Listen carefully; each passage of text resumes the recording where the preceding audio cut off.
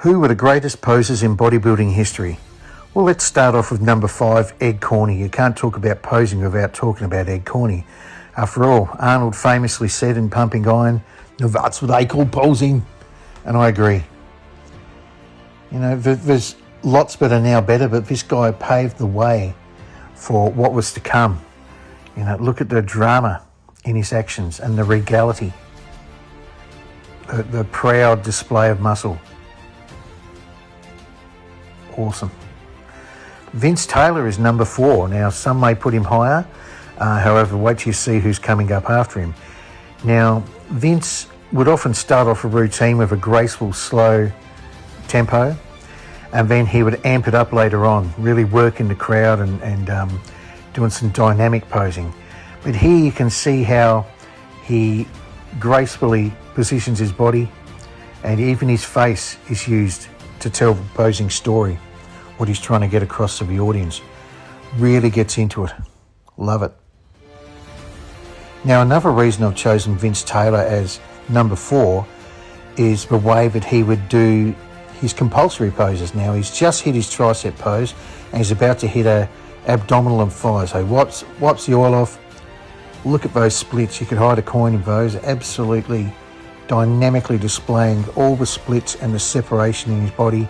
Fantastic. Francis Benfetto, what can you say about that? This guy would give 100% to a posing routine.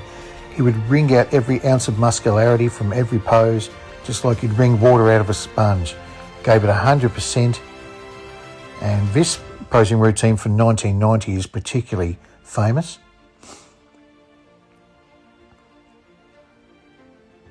Great flexibility there as well. Flexibility is really important for a classic bodybuilding routine.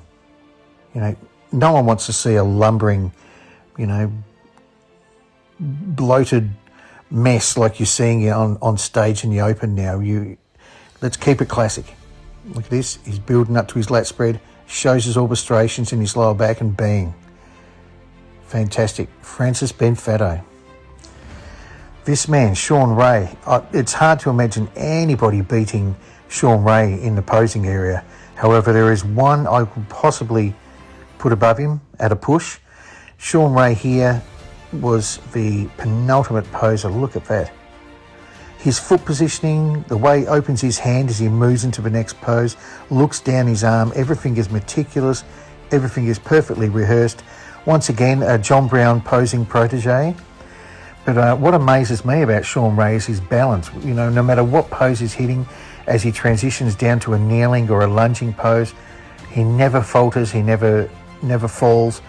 Absolutely sensational. And he should have won the 1992 Mr. Olympia. Now here's our number 1, Lee Labrada. But what can you say about Lee's posing? It's just phenomenal. He had a Taekwondo background and it shows through his balance, and he sort of emulates some of the Taekwondo patterns that he would have had to learn.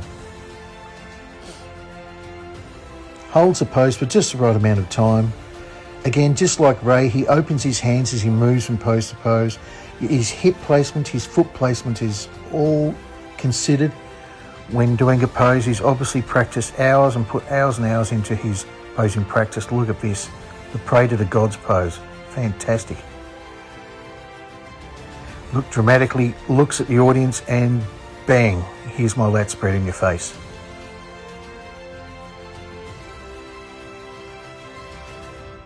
Look at the hands again. And swings around, perfect transition. And this is why I rate Lee Labrada the number 1 posing master in bodybuilding history, closely followed by Sean Ray. Let's keep it classic.